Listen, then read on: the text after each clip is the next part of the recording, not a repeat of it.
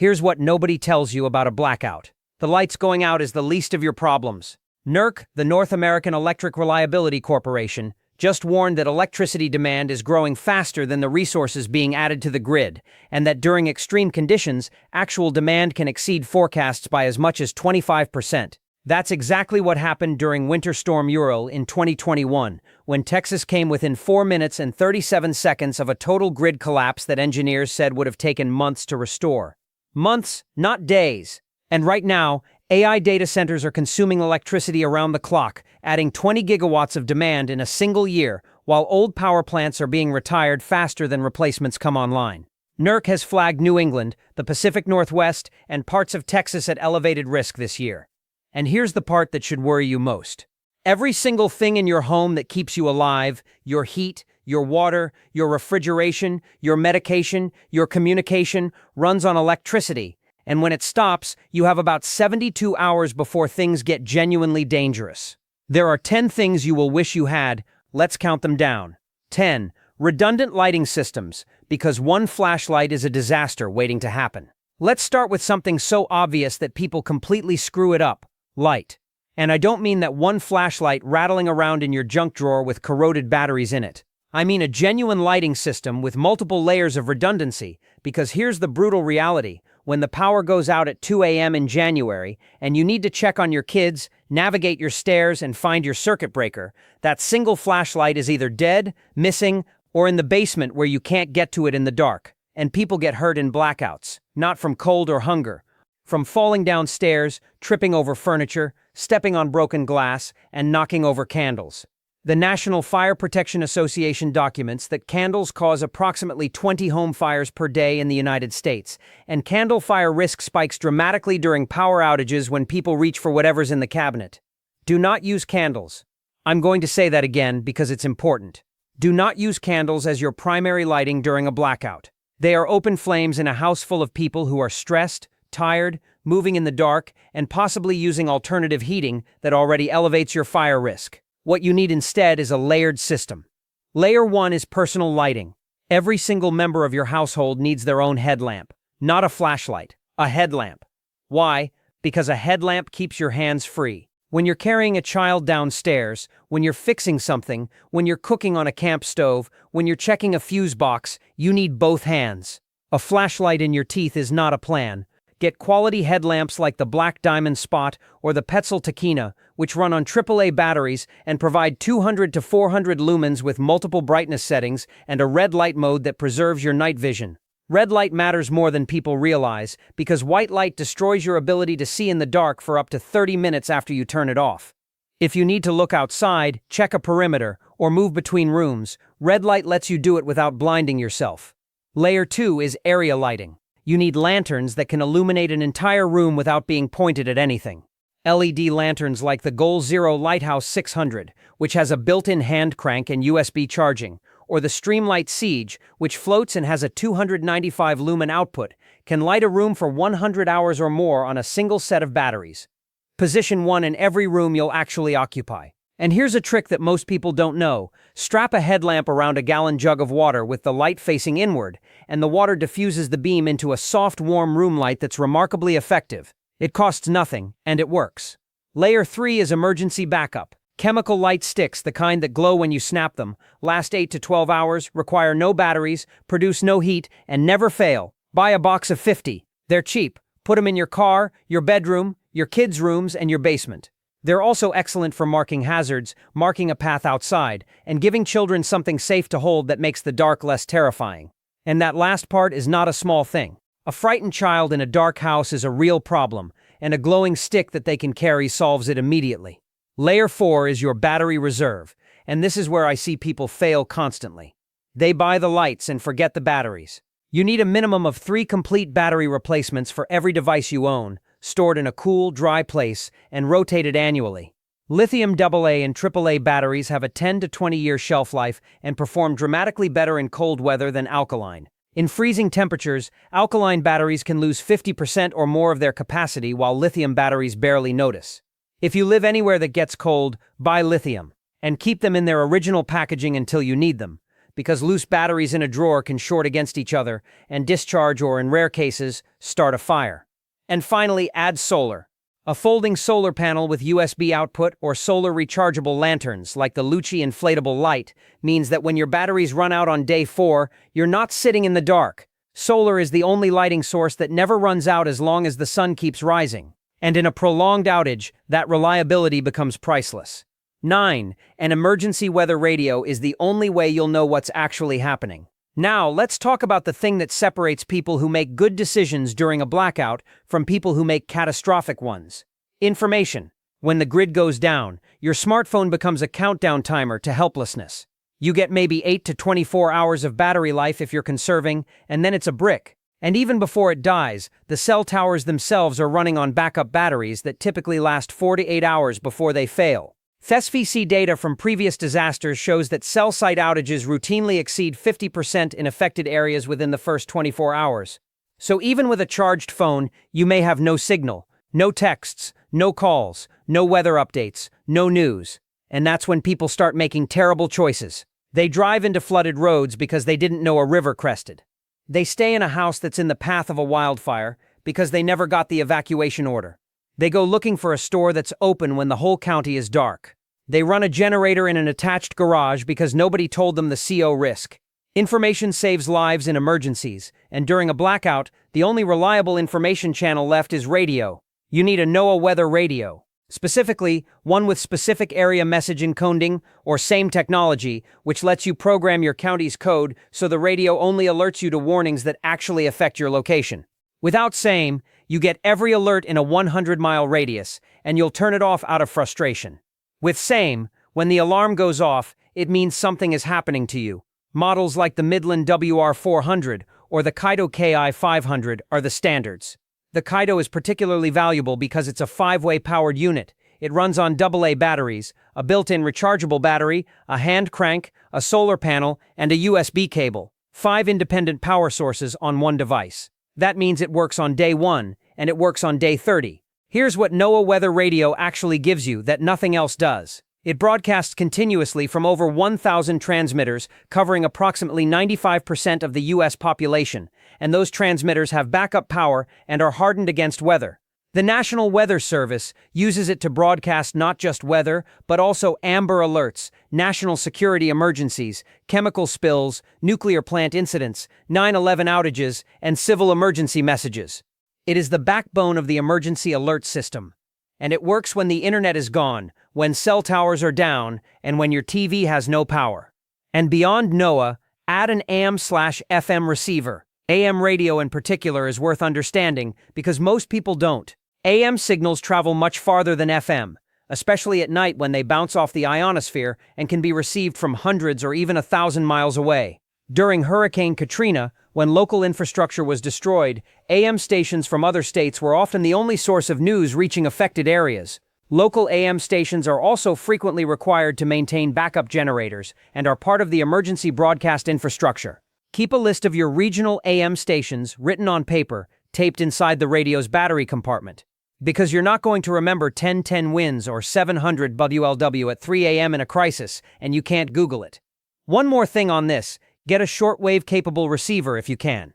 A radio that covers shortwave bands lets you hear international broadcasts, which matters enormously if the outage is national in scope and domestic broadcasting is compromised. The BBC World Service, Radio Havana China Radio International, and dozens of other international broadcasters transmit on shortwave specifically because it penetrates borders and survives infrastructure failure. If something happens that domestic media isn't covering accurately or at all, shortwave is your window. The Kaito KA500 and the Texun PL330 both cover shortwave and cost under $100. That's a small price for the ability to hear what's actually happening in the world when everything local has gone silent. 8 physical cash in small bills because every card reader in town is a brick. Alright, this one catches people completely off guard, and I've watched it happen in real time during regional outages. When the power goes out, the entire electronic payment system dies with it. Your credit card is a piece of plastic. Your debit card is a piece of plastic. Your phone's tap to pay is a dead screen. ATMs don't work because they require power and network connectivity. Bank branches close because their systems are down and their vaults have electronic locks. And the stores that do stay open, the gas station running on a generator, the mom-and-pop grocery, the hardware store with the owner sitting behind the counter with a calculator. They will only take cash. And here's the part people don't think about. They'll only take cash, and they won't be able to make change.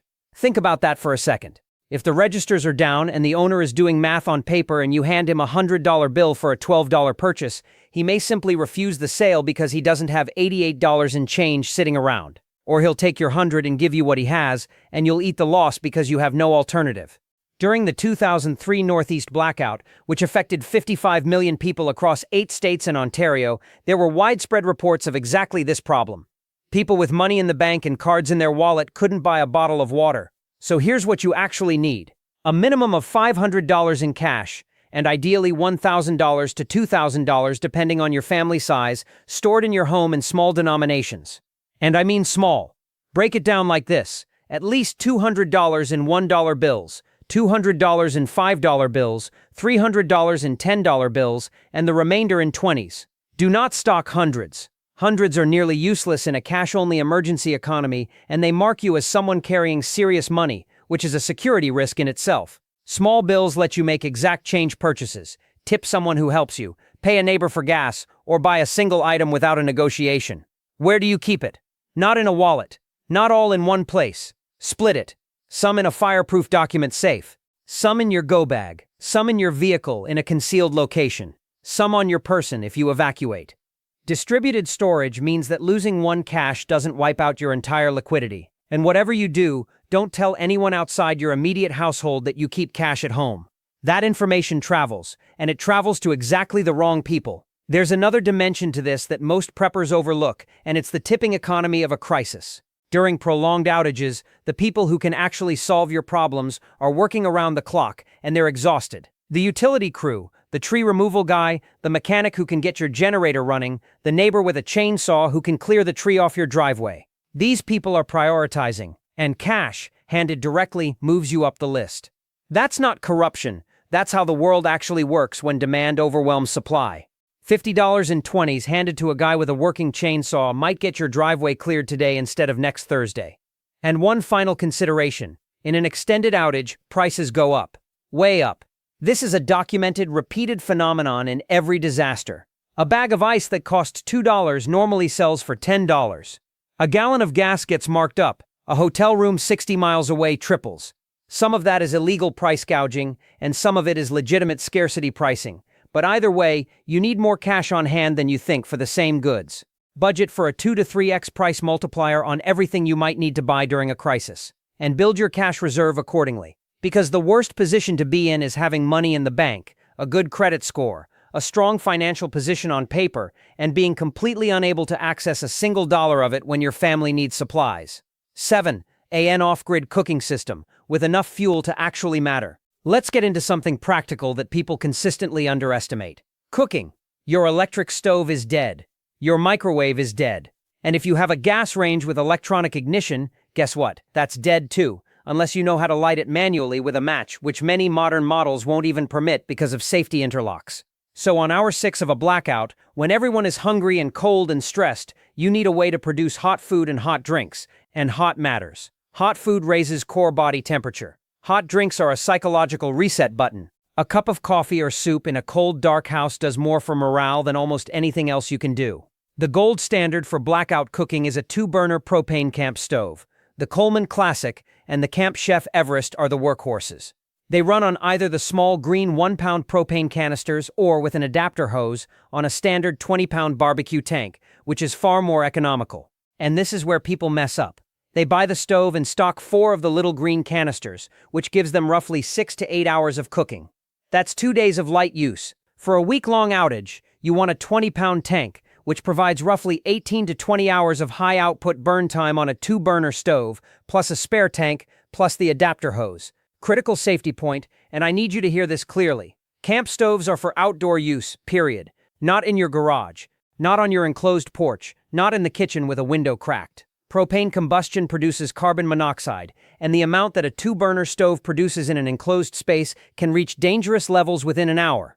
Cook outside, on a porch, in a driveway, under an awning if it's raining, bring the hot food inside. That's the workflow. And deviating from it is how people die during blackouts. If outdoor cooking is impossible because of weather or living situation, you need alcohol-based indoor cooking. Denatured alcohol and marine stove fuel burn far more cleanly than propane, producing primarily CO2 and water vapor rather than significant carbon monoxide. The Origo alcohol stoves used on sailboats are designed specifically for enclosed cabins, sterno cans. The ones caterers use under chafing dishes are safe indoors with normal ventilation and can heat a can of soup or boil a small pot of water. They're not fast and they're not powerful, but they're safe and they work. Now the item that almost nobody has and everyone should, a rocket stove. This is a small, extremely efficient wood-burning stove that uses an insulated vertical combustion chamber to achieve near-complete combustion of small fuel. What that means practically is that a rocket stove can boil a liter of water using a handful of twigs, wood scraps, pine cones, or even cardboard. The Solo Stove Campfire, the EcoZoom Versa, and the Stove Tech models are all solid. And the reason this matters is fuel independence. Propane runs out, alcohol runs out. But wood, sticks, and yard debris are free, renewable, and available in almost every American neighborhood. If your blackout stretches to 2 or 3 weeks, a rocket stove is the difference between having hot food and not, and a few more items that round out the system. A stovetop percolator or a French press, because drip coffee makers are useless. Cast iron cookware, which works on any heat source and holds heat far longer than thin aluminum. A whistling kettle, so you're not standing over water waiting. Heavy-duty aluminum foil for cooking directly on coals.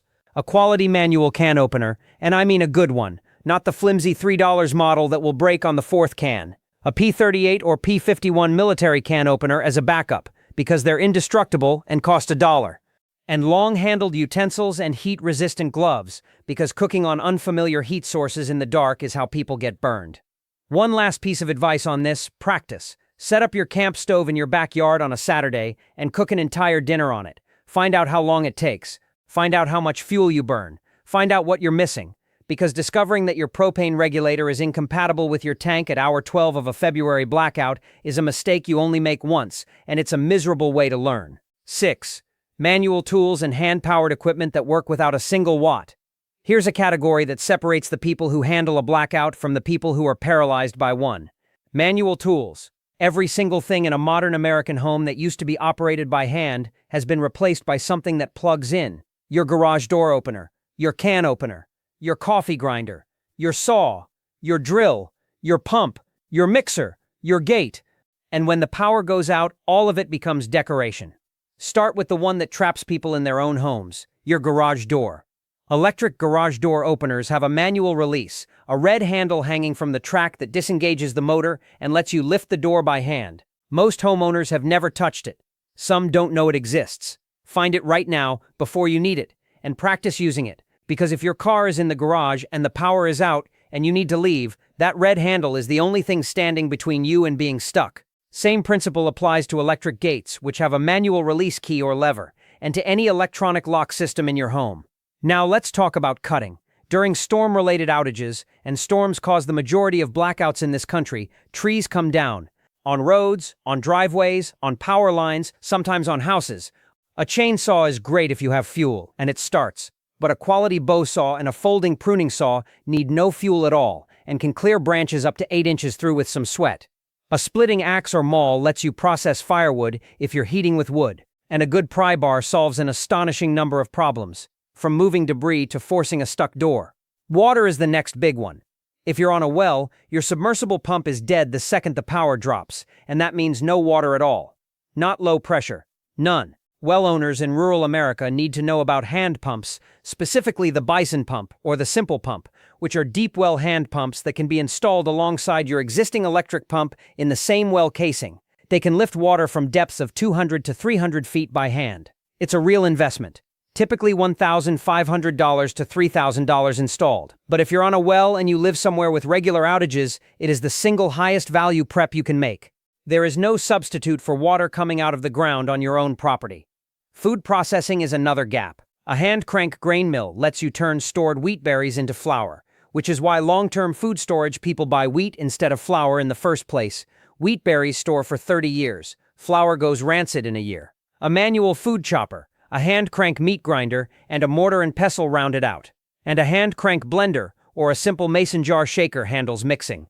Don't overlook the small stuff, because the small stuff is what you actually reach for. A hand crank pencil sharpener. A manual typewriter is overkill, but a stack of legal pads and pens is not, because you'll need to write things down, what you used, who you talked to, what the radio said, when the outage started. A wind-up or battery-free mechanical clock, because your phone is dead and your microwave clock is dead, and losing track of time in a dark house is genuinely disorienting. A manual coffee grinder. A hand-powered sewing awl for repairing gear, and a full set of basic hand tools, screwdrivers, wrenches, pliers, a hammer, a hacksaw, and a socket set. And here's the underlying principle that makes this whole category work. Every electric convenience in your life has a manual ancestor. Somebody did that job by hand for thousands of years before electricity existed. Find out what that tool was, buy a quality version of it, learn how to use it, and store it where you can reach it in the dark. Because the fundamental difference between a blackout being an inconvenience and a blackout being a crisis is whether you can still accomplish the basic tasks of daily life without pressing a button. And the people who can are always the ones who invested in the boring, unglamorous, non-electric tools that nobody thinks about until the moment they desperately need one. 5. So, LD, storage alternatives, before your entire fridge becomes a biohazard. Let's talk about a very expensive, very smelly problem that hits about 24 hours into any blackout. Your refrigerator and freezer. The average American household has somewhere between $400 and $1,200 worth of food in their fridge and freezer at any given time. And the USDA is very clear on the rules. A refrigerator keeps food safe for approximately 4 hours if the door stays closed. A full freezer holds temperature for approximately 48 hours. A half-full freezer about 24 hours. After that, anything above 40 degrees Fahrenheit for more than 2 hours has to be thrown out. Meat, poultry, fish, eggs, dairy, leftovers, all of it, gone. And that's not just a financial loss. That's a food supply loss during an emergency, when the stores are closed and you need every calorie you have. So here's how you actually handle it. Step 1. Before anything else, do not open the doors. I know that sounds obvious, but I've watched people open the fridge every 20 minutes out of habit during an outage. Every time you open that door, you dump the cold air and cut your safe window. Put a piece of tape across the fridge and freezer doors as a physical reminder. Designate one person to make one trip. Pull everything you'll need for the next 12 hours and then seal it. Step 2. Know the actual temperature. Don't guess. Put an appliance thermometer inside both your fridge and your freezer right now. Cheap, $5 each. Because the guidance is temperature-based, not time-based. If your freezer is still at 15 degrees on hour 50, the food is fine regardless of what the general rule says. And there's a brilliant trick called the frozen coin test. Freeze a cup of water solid, then put a coin on top of the ice and leave it in the freezer. If you come home to find the coin at the bottom of the cup, your freezer thawed completely and refroze while you were gone, and everything in there is suspect. If the coin is still on top, you never lost temperature.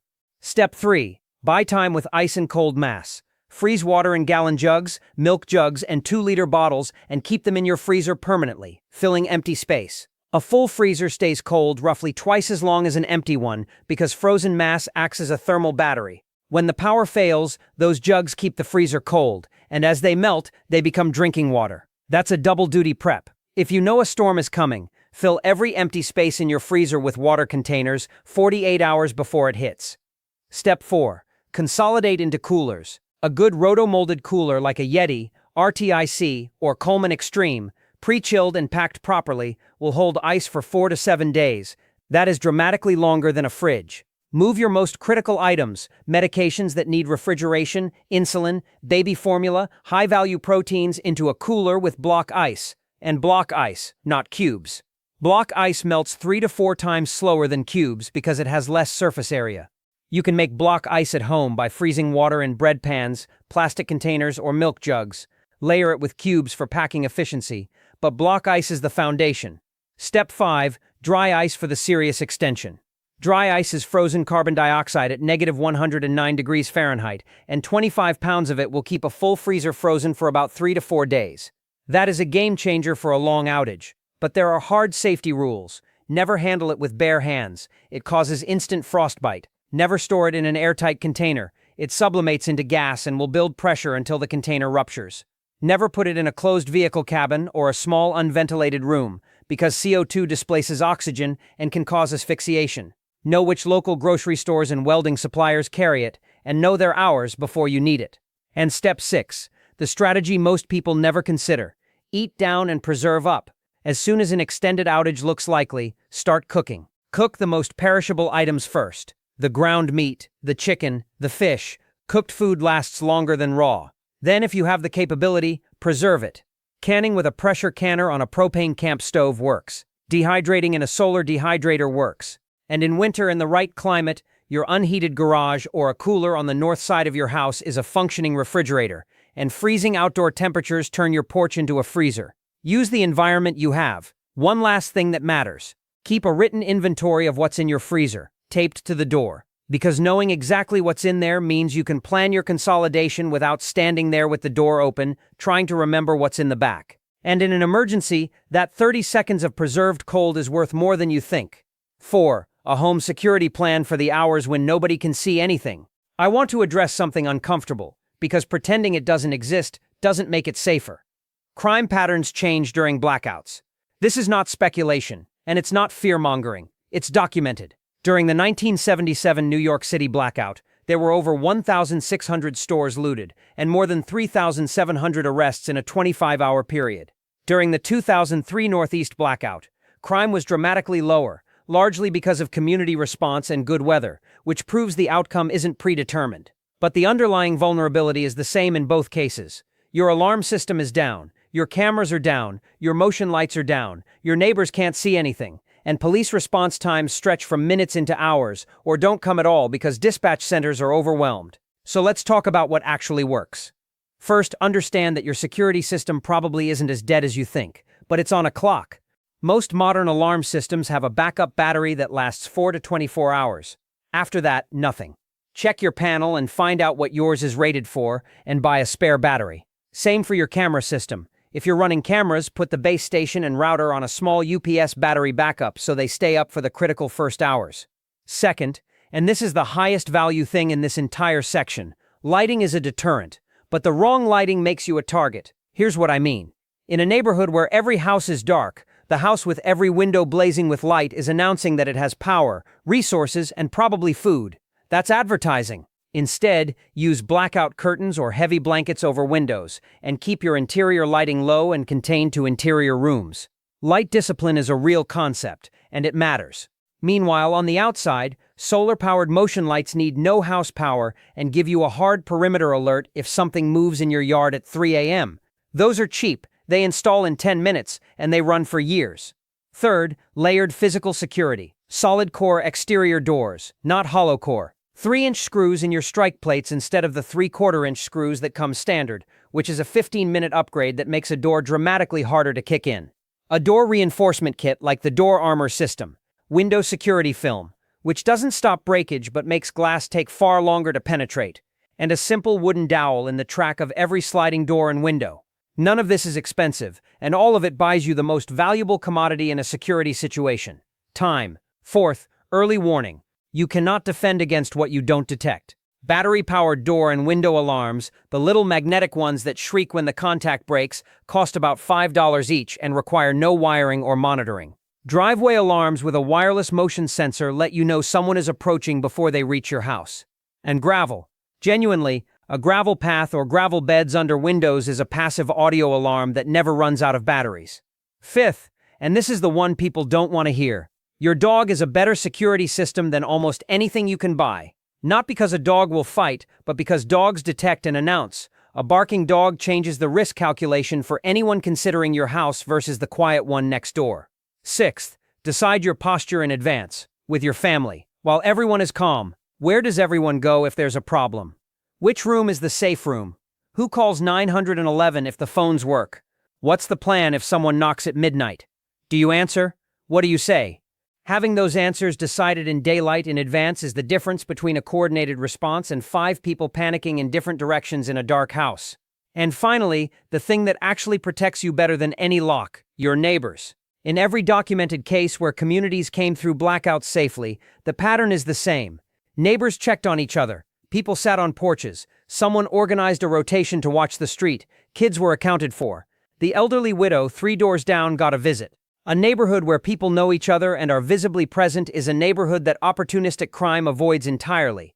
That security doesn't come from a product, it comes from relationships you build before anything happens. 3. A medication continuity plan, because pharmacies close when the power dies. Now we're getting into the items where the stakes are genuinely life and death, and this one is criminally underprepared for. Approximately 131 million Americans, about 66% of all adults, take at least one prescription medication. And when the power goes out, the entire pharmaceutical supply chain stops. Pharmacies close because their computers, refrigeration, and electronic records are down. They cannot verify your insurance. They cannot check your prescription history. They cannot process a refill. The pharmacist may be standing right there and still be unable to legally give you your medication because the system that authorizes it is offline. So here's what you need to do. Starting with the most urgent, refrigerated medications. Insulin is the big one. Approximately 8.4 million Americans use insulin. Unopened insulin requires refrigeration between 36 and 46 degrees Fahrenheit. But here's what a lot of diabetics don't know, and it's genuinely important. Once a vial or pen is opened and in use, most insulins are stable at room temperature, up to 86 degrees, for approximately 28 days. That means an in-use pen is fine on your counter through most of a blackout. The problem is your unopened backup supply. That's what needs cold. For that, you need a Frito cooling wallet. These are evaporative cooling pouches that contain crystals which activate when soaked in water and then keep insulin in a safe range for 45 hours or more per soaking, with no electricity, no ice, and no batteries. They cost about $30.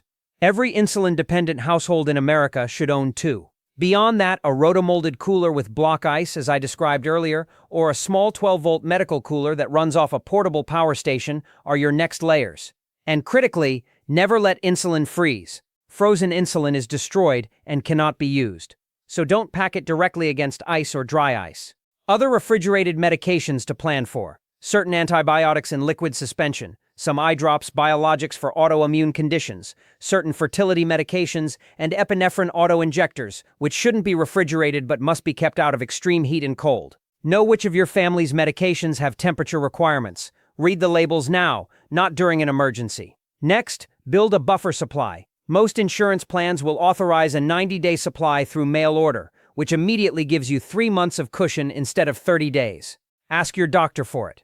Additionally, many states have emergency refill laws that allow pharmacists to dispense an emergency supply during a declared disaster, sometimes up to 30 days without a current prescription. Know whether your state has that law and what it requires. And there's a technique that many people don't know about. With your doctor's cooperation, you can slowly build a buffer by refilling a few days early each month until you've accumulated an extra month. Talk to your physician about it. Most will support it for a patient with a legitimate preparedness concern. Now, powered medical equipment. If anyone in your household uses a CPAP machine, an oxygen concentrator, a nebulizer, a feeding pump, a powered wheelchair, or a home dialysis setup, you are in a different category of risk entirely. And there is a step almost nobody takes. Call your electric utility and register for their medical baseline or critical care program. Most utilities in the United States maintain a registry of customers with life-sustaining electrical equipment. Being on that list means you get prioritized notification of planned outages, and in many areas you get priority and restoration order. It costs nothing. It takes one phone call, and it can meaningfully change how quickly your power comes back. Then size your backup power to the actual load.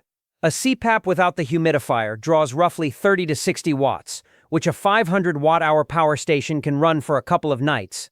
Turn the heated humidifier off. It triples consumption. An oxygen concentrator is far more demanding, typically 300 to 600 watts continuously, which will drain most portable stations in hours, so oxygen users need either a large power station, a generator, or a supply of backup compressed oxygen cylinders from their provider. Call your equipment supplier and ask them directly what your emergency plan should be. They have one.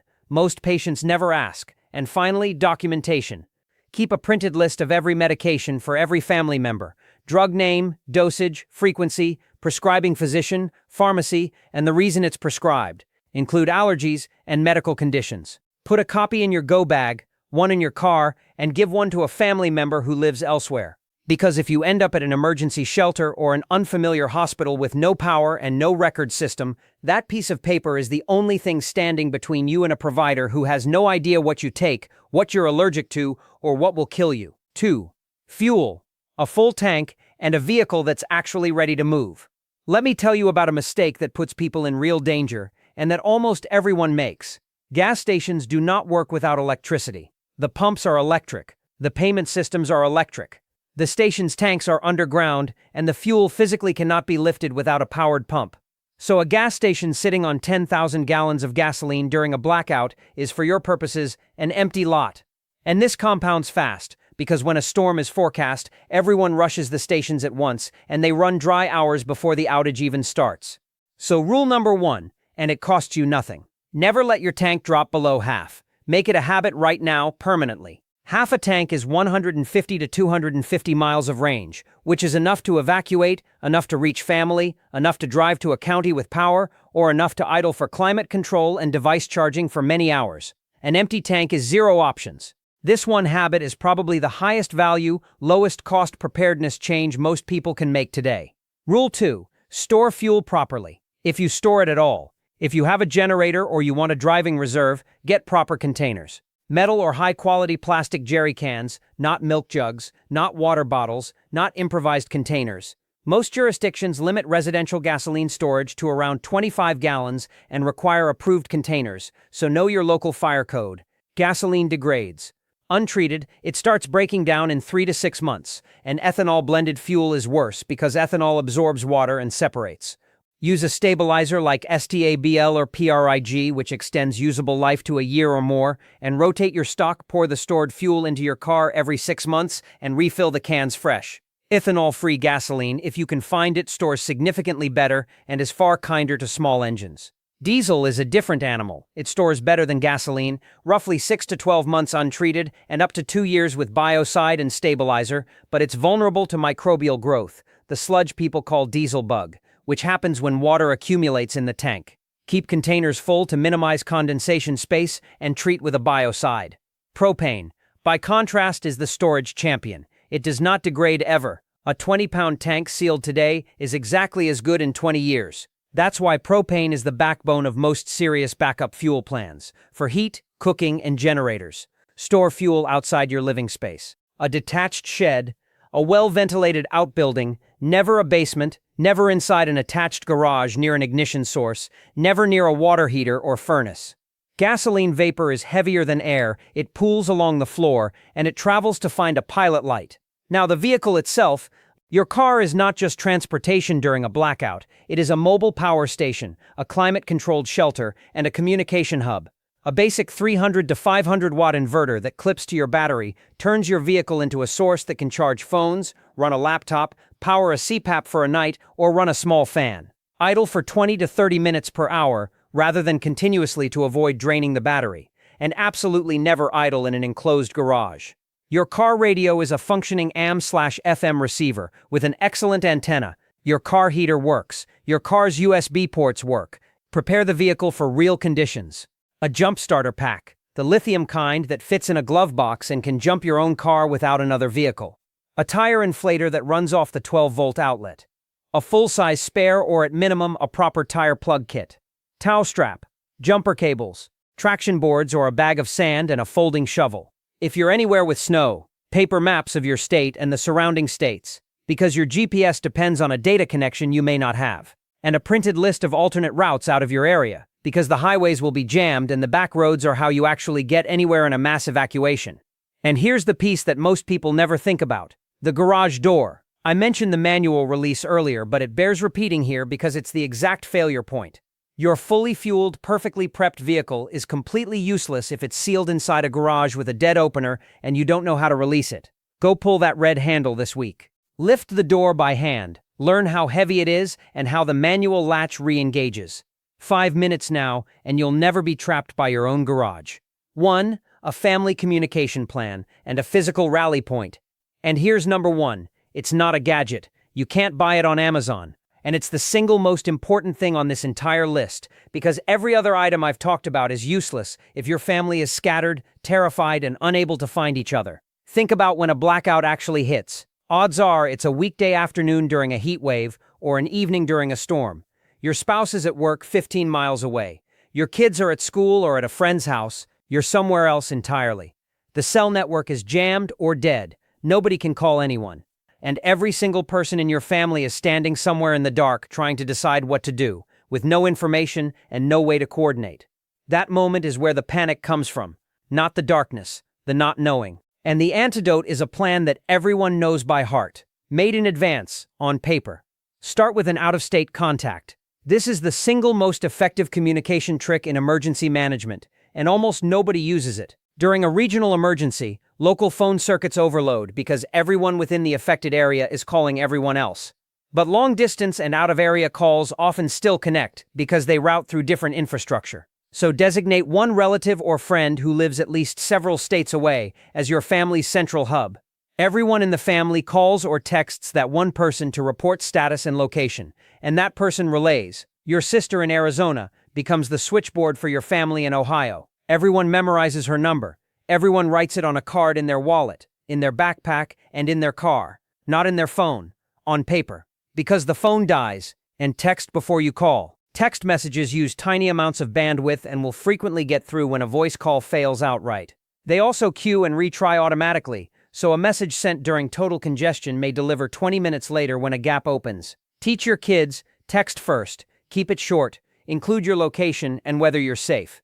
Next, establish physical rally points, because there will be scenarios where no communication works at all. You need 3. Rally point 1 is your home, the default.